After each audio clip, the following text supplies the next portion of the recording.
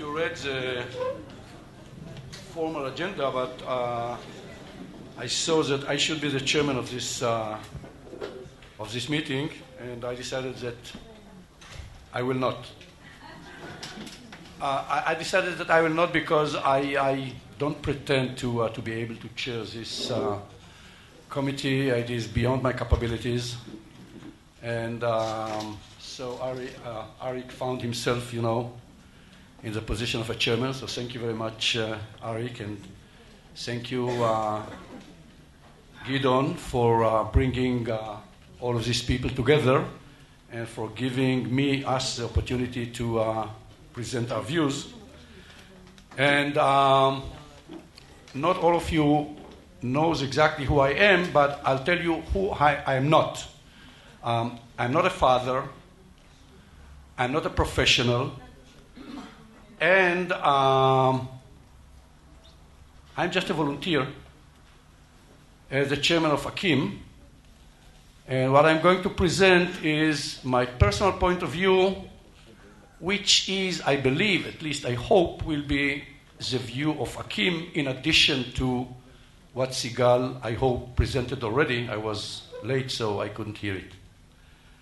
Let me start with a story. It's somewhere in 2008, 9, I just joined Akkim, and we have a great program which we call Equal in Uniform. Equal in Uniform, it's a program that we bring our people with disabilities, intellectual disabilities, to the military service, to the army. Because we believe that they should not only get from the society, they have the right to serve their society. So in Israel, probably the best way to show it is to join the military service. We have to train them. It's a very demanding program, costs us a lot of money, but with the assistance of the ministry and the IDF, we are doing it. And I was on my way to a ceremony to celebrate the final stage of 5 days training in Juara.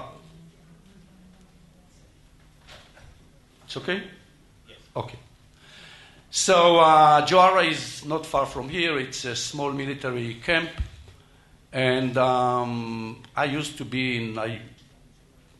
spent 34 years of my career in the Navy, so I'm used to ceremonies, military ceremonies. I came to Juara.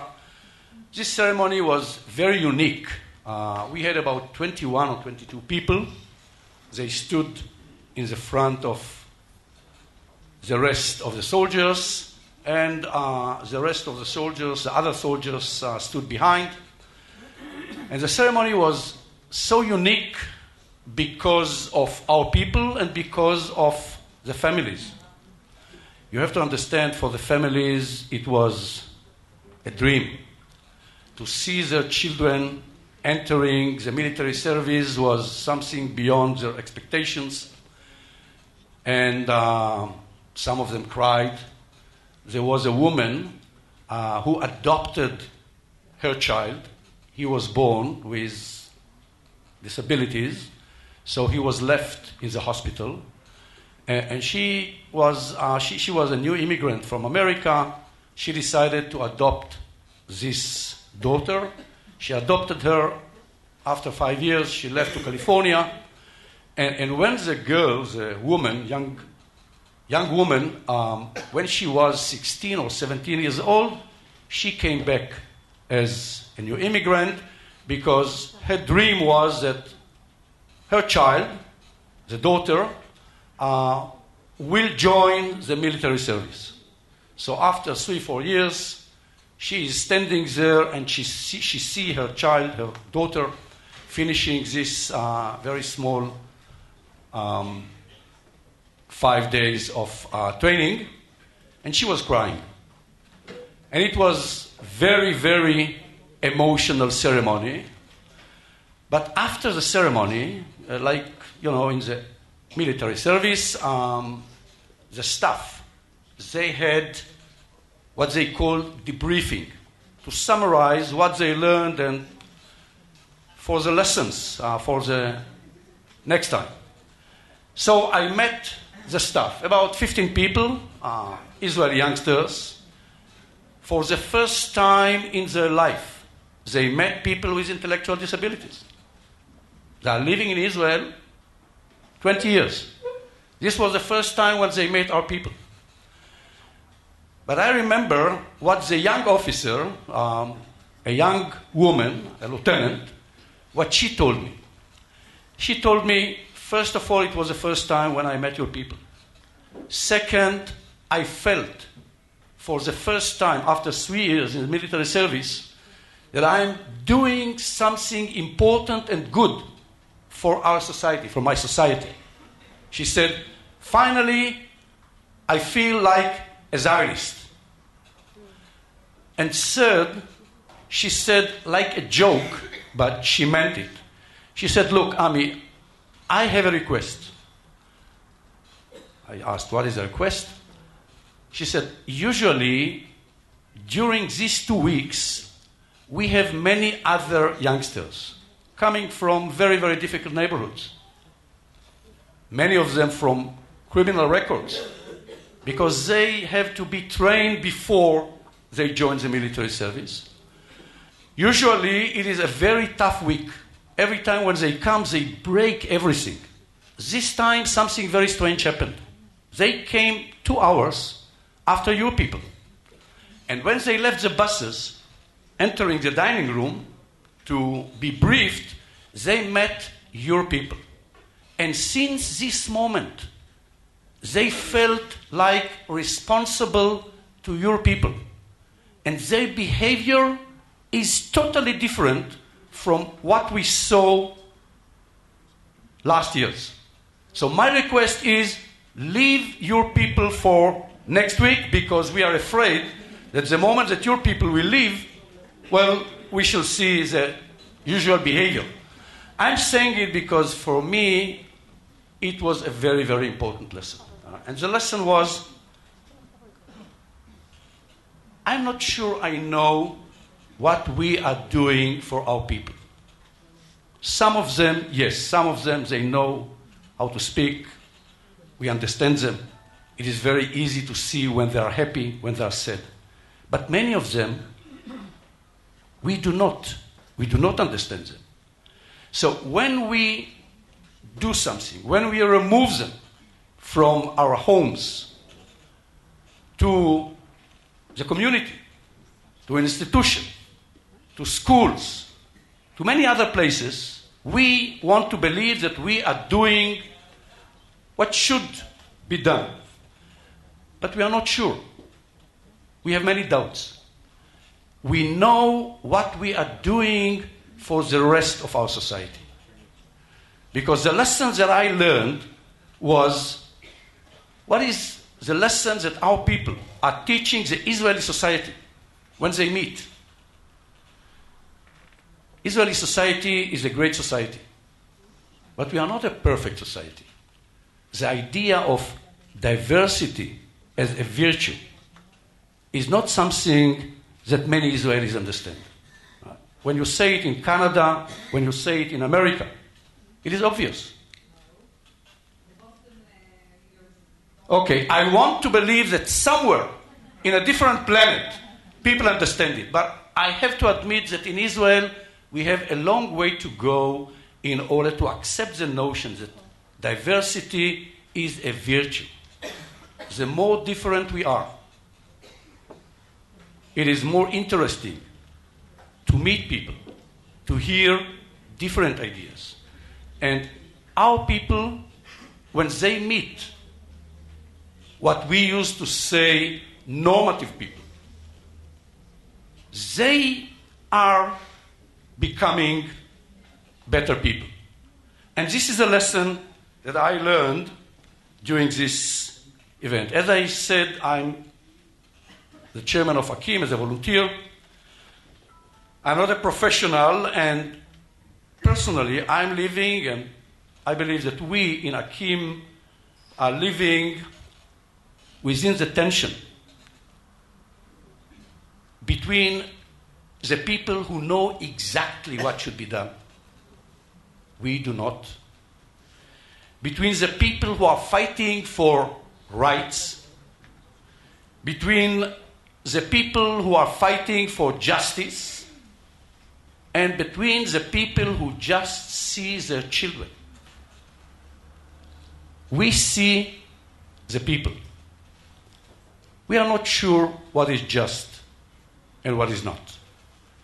We are not sure what exactly is right and what is not. We have many doubts. We have many doubts, so every time when we hear a great idea, a great vision, we used to say, well, we do not want to refuse to any new idea. Bila, okay. Like my wife. Right, exactly, okay. I know. So, we have many doubts because most of us, as parents, we understand that when a person is 18 years old, he should be free. He should decide for himself. But we know that many or most of our children will never be able to decide for themselves without our help. And this is why it is so difficult for us. And this is why every time when we hear a new idea and a great vision, we come to ourselves and we say, well, we have to create our approach. We call it the Israeli approach or Akim's approach to great ideas that were created in Europe, in America, or in many beautiful places. But we know our people. Culture is part of our identity.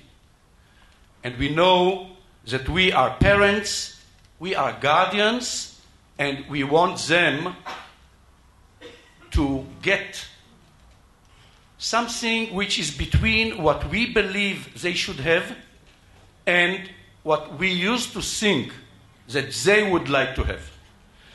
So I'm saying it because we adopted the idea of self-advocacy. It's a great idea. But let me give you two examples. The name. In Israel today, we say people with intellectual disabilities. Until 3-4 years ago, it was retardation. People with... Okay. Mentally retarded. Okay.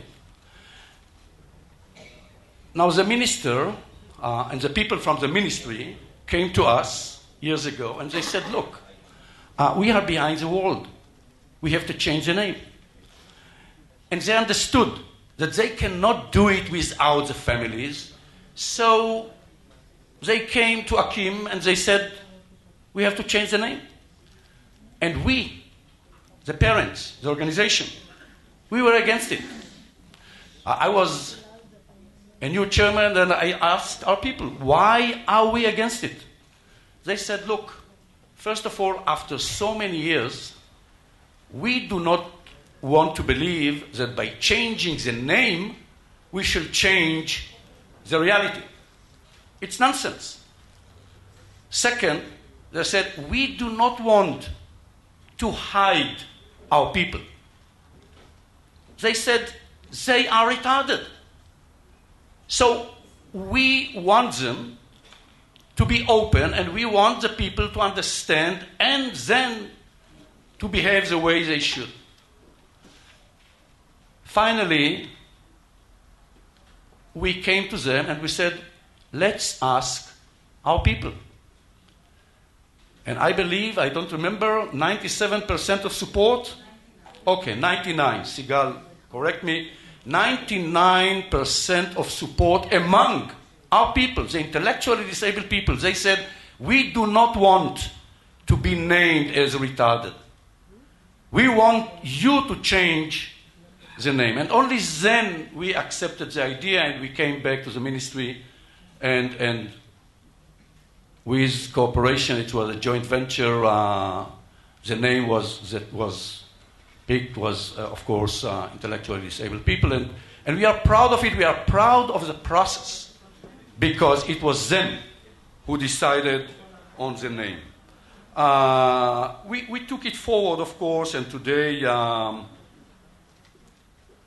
sure that you heard of the great project that was brought from Europe, a Tempo, which is a self-evaluation for services. It was mentioned here.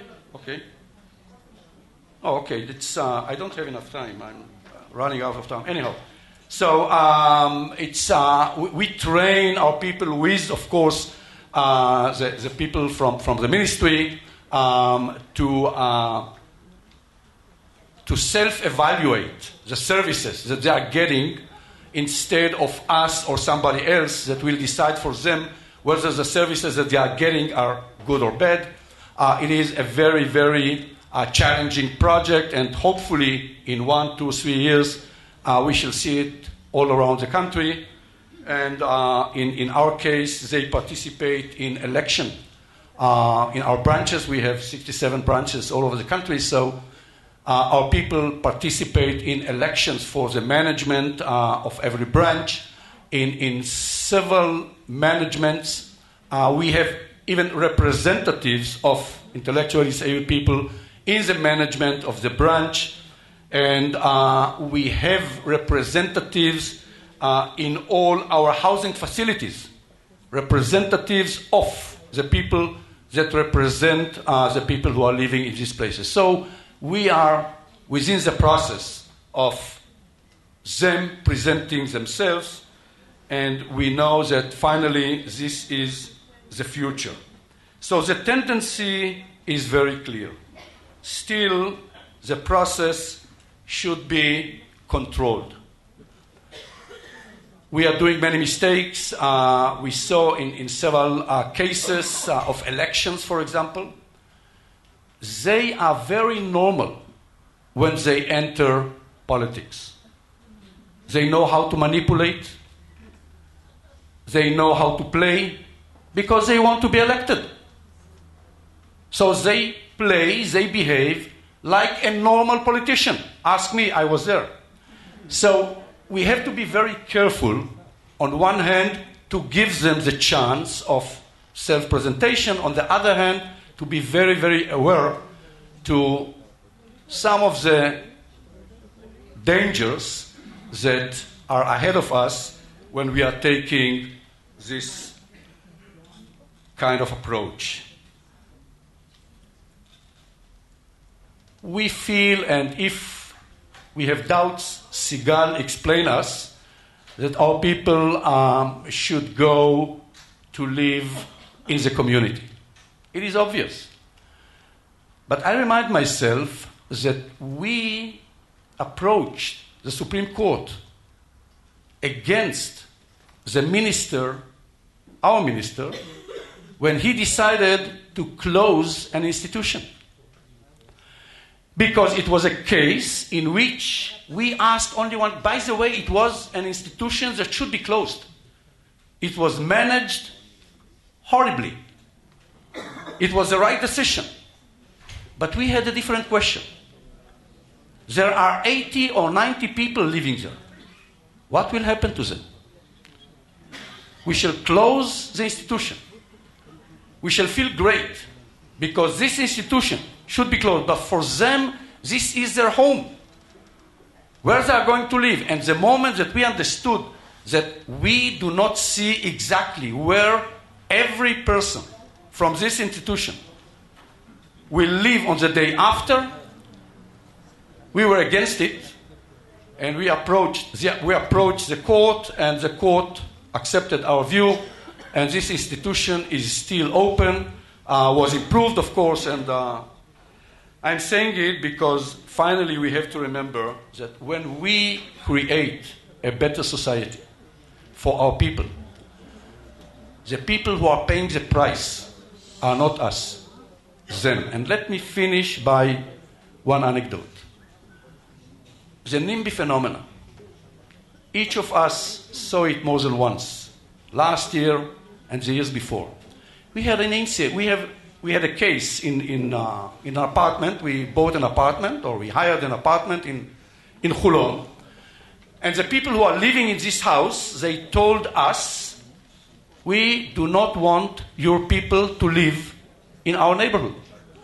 So we said, okay, but we paid for it, and we are going to enter. So they said, we are going to do everything against your people, and they are going to suffer. Sorry? 6 people in the apartment. So they said, we are going to put our garbage in front of their door. We are going to do everything. So we decided to fight. But the last moment we said, who is going to pay the price? So the decision was, let's talk to our people, the people who are going to live there. And they told us, they convinced the parents and us that they want to fight. And they told us, look, in 6 months, all our neighbors will love us. And this is exactly what happened. But we decided to go to fight only because it was their decision. So on our way to a better society, we have to remember that they are paying the price when we put them to live in the community. If somebody will suffer, it's not us, it's them. So we should be very careful when we are going to a better future. Thank you very much.